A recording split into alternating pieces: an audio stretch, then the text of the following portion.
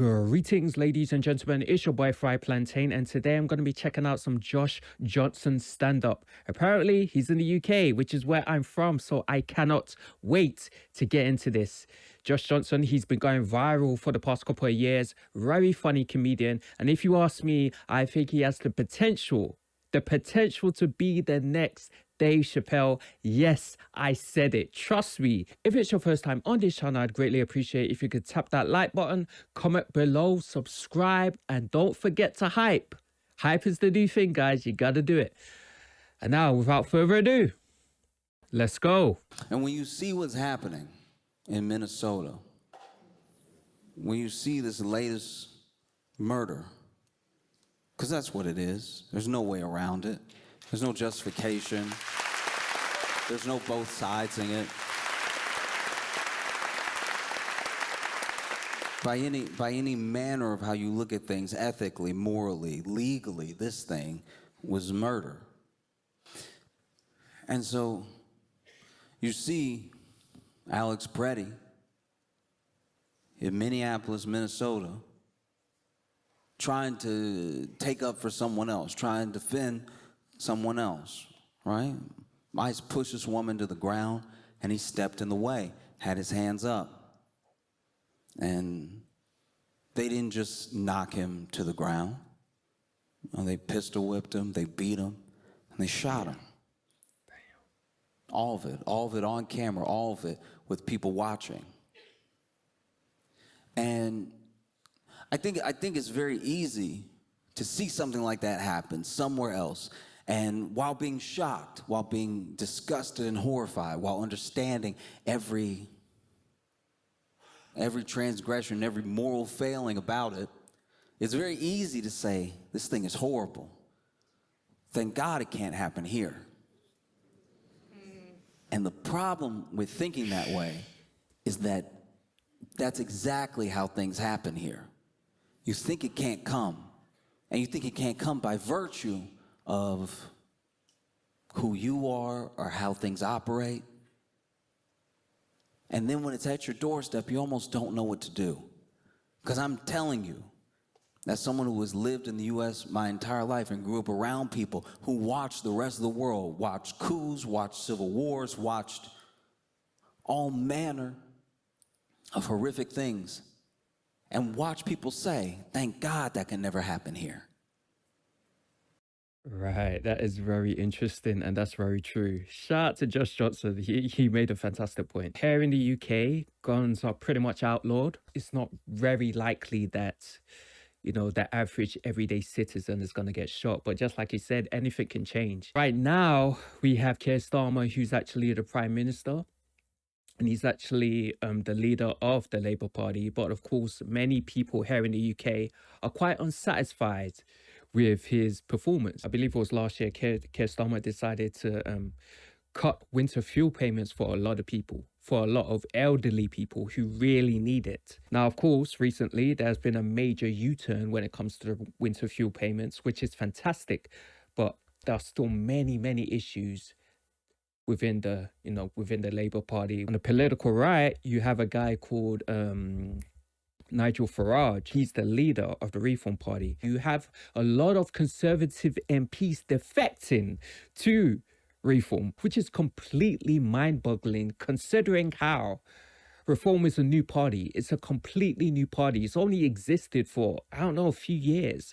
Conservative Party is a mainstay here in the UK. It's absolutely insane how Reform is taking all of these MPs from the Conservatives, and they're getting powerful. And a lot of people are really, really scared. And, you're hearing murmurings that Nigel Farage, if he gets into power, he's going to introduce a lot of things that we're seeing in the US. He's going to introduce them here. That's what I'm hearing, guys. Allegedly. So right now it's a scary time here in the UK too. And then it starts to. And these people don't know what to do with themselves, because the whole reason it wasn't happening here was because we just told ourselves that it couldn't. We told ourselves a lie to make ourselves feel better. The only way it can't happen here is if it actually can't happen here.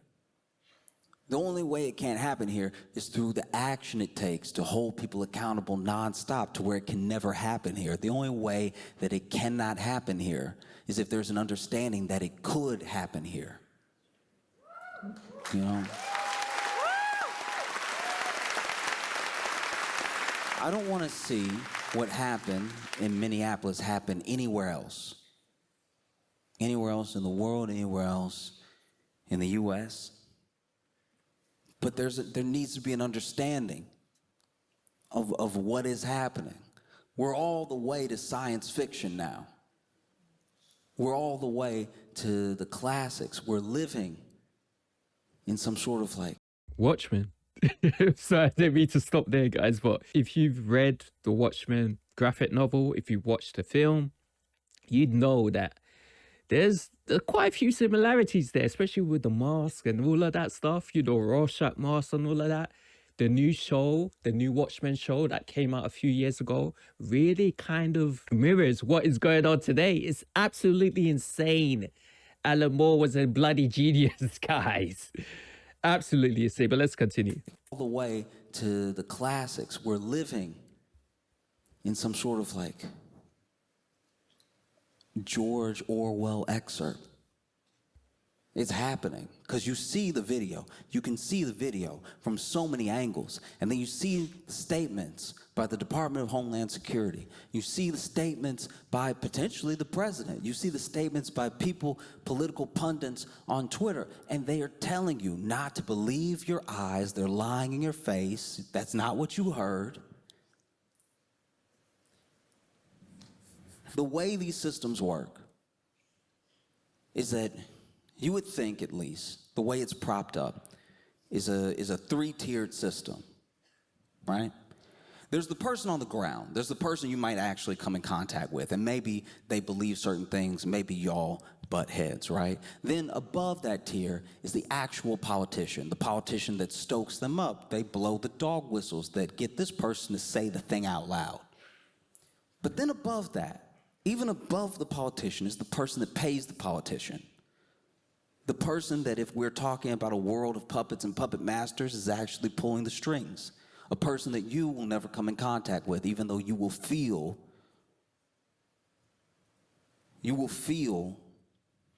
the extension of their power. You know? We see these systems fighting each other, right? Because someone would ask, anyone could ask, where are the Democrats right now? Where have the Democrats been? And you'll see some Democrats actually make some sort of statement, you know? But the statement will, interestingly, not have the same bite that you would expect. Y'all are supposed to be the opposition party. What's happening? What's happening is that the same corporate interests pay both people. You know, there's one party that is a bit better at being an extension of those interests outwardly, openly, but the other party is paid to do nothing in the meantime. But make no mistake, both parties can be owned. It's why you should never, ever, you never put your faith in a party. You put your faith in people all the time. You never stop believing in people. People move those parties. Those parties don't mean anything. This is why I always say that I'm more or less in the middle. You know, I more or less stay in the middle. And I've been like that my entire life, even outside of politics, because I understand that both sides, a lot of the time, both sides are getting played. Just like he said, we need to think about the guy above the political guy, you know, the guy who has all of the money. Rupert Murdoch, an Australian billionaire. He pretty much owns the majority of news. At least here in the UK, he owns a lot of newspapers. He owns Sky News and he owns Fox News. Of course, he owns Fox News. It's not the guy who's actually talking. The guy who's actually talking is the puppet. It's the guy, it's the guy behind the guy who's talking. That is who we need to focus on as a society. He makes a fantastic point. Honestly, Josh Johnson, guys, very intelligent guy, and I gotta thank him for coming to the UK and actually breaking it down, because damn, I think we need it. Put your faith in a party. You put your faith in people all the time. You never stop believing in people. People move those parties. Those parties don't mean anything. Parties don't believe in anything. It's the people in those parties that actually make action happen. This thing was sick and it was illegal, and it's scary when your law is on the other side of legal. When you don't know what to do. And it's hard to know what to do. These are big forces we're talking about. You're talking about huge corporations, oligarchs, billionaires. I'm talking about senators. We're talking about politicians that have real meetings with people with power. So it's hard to know what to do. But you do what you can. You do everything that you can. I am not a fighter. I don't know how. I tried to fight for some pizza once, and I saw my own eyes. So maybe you're not a fighter, maybe you organize, maybe you're a connector, maybe you do your best to bring people together. Right. But any action that you do is something. Every action that you do is something. All these people, thousands of people protesting in Minnesota right now is also for the world to see. Right. They took a life in front of the entire world to scare everybody, maybe scare you, so that when this comes here, maybe you comply in advance. Palantir isn't just in one country. You know? Fear is a powerful thing. A lot of people, they heard or they've seen the videos of this poor guy who was murdered, and they're thinking to themselves, I don't want this to happen to me. I'm gonna stay at home. I'm gonna just keep my head down. But you shouldn't be afraid. You shouldn't let this change who you are as a person. No. But thousands and thousands and thousands and thousands of people gathered together in negative 20 degrees. And that's Fahrenheit. I don't know what y'all would call it. But thousands of people gathered together in the cold to protest what they see that is illegal, that is wrong, that is immoral, that is not just unethical, that is tearing down every institution of the Constitution that the people that are representing them supposedly want to uphold. That's not nothing. You see those massive numbers, and you see how you're not the only one who thinks something's going wrong.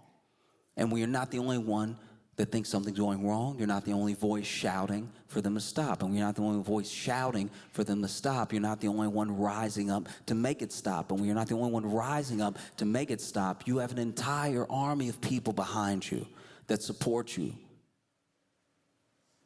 that have your back. Alex Preddy said, this is what's been said before he went to the protest, that he just wanted to make a difference. That's all he wanted. Trying to make a difference, standing in between someone else and more harm. That's something that's very brave to do. It's very scary to do. But it's what he could do. So he did it. Because now there's something that is on us. It's on every person that watches one of those videos. Alex wanted to make a difference. We decide if it makes a difference. Right. All of us do. Right. Everywhere. Right. He's making a lot of sense. This is powerful, powerful stuff. God damn, this is powerful stuff.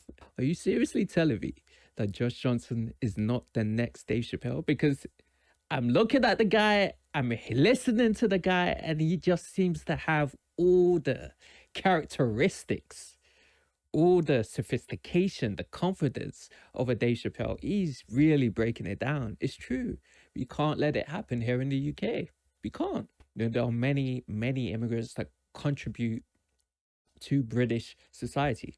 There are many British-born individuals like myself that contribute to British society. Back in 2020, I remember going to these protests. I remember thinking that it would be a good idea for me as a black individual to go to these protests and actually, raise my voice, during the whole Black Lives Matter movement. Of course, many years have passed and, the Black Lives Matter movement is kind of a bit murky. I'm not even gonna lie to you guys, it's a bit murky. The leaders of that movement, some of them were mishandling money, were mishandling funds. And I'm not a fan of that, I'll be honest. But the sentiment was beautiful. And I think we need to learn how to carry that sentiment. Maybe sometimes the people who are leading these organizations are not inherently good people, but at the same time, we shouldn't let that detract us from doing good. You look at the church, there's some individuals within the Roman Catholic Church who get up to some terrible things, but at the same time, that shouldn't detract from your faith. That shouldn't prevent you from actually wanting to have a relationship with God. If you're, so inclined, if you're a Christian or a Catholic. I think it has to mean something everywhere. Everywhere that this evil can go, the difference has to go.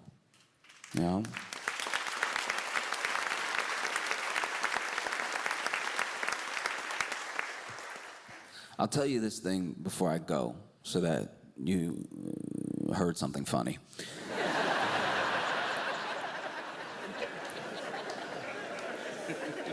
It is wild how when you come here and you be walking around, I can't help but compare. I'll take the tube and wow, this thing, it's very clean. I say that and you might be thinking to yourself, no, it's not clean. I saw a bag of crisps on the floor.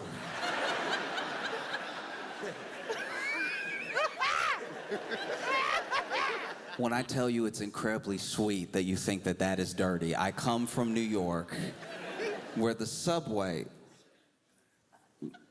it's a way to travel. The subway has caked up.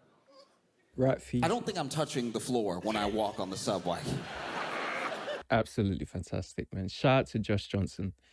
Really intelligent guy. The first time I watched a Josh Johnson clip, I had dreadlocks. And now he has dreadlocks. And now I have normal hair. It's like we kind of reversed hairstyles. It's crazy. I remember him talking about how at one point in time he was catfishing his neighbor. That was like the first clip I saw of Josh Johnson. He was talking about how he catfished his neighbor through like an online chat room. I remember that joke. I was like, who the hell is this kid? His jokes were crazy. They were just weird. He would just tell stories, like real life stories. And now, like 5-6 years later, here he is, just completely dominating the social media game, completely dominating the comedy circuit. It's just, the guy is so impressive. At this point in time, he's more or less just I don't know, he's just a great speaker. He's talking about real life issues that society is dealing with. And that's something we need more of. Comedy should be more than just laughing. It should make you think. It should make you introspect. But guys, let me just leave it there. I'm probably going to finish this whole thing later because I definitely need to finish this. Very interesting. And yeah. Hope you guys enjoyed this reaction. Make sure you like, comment, subscribe, all that good stuff. And I will see you in the next one.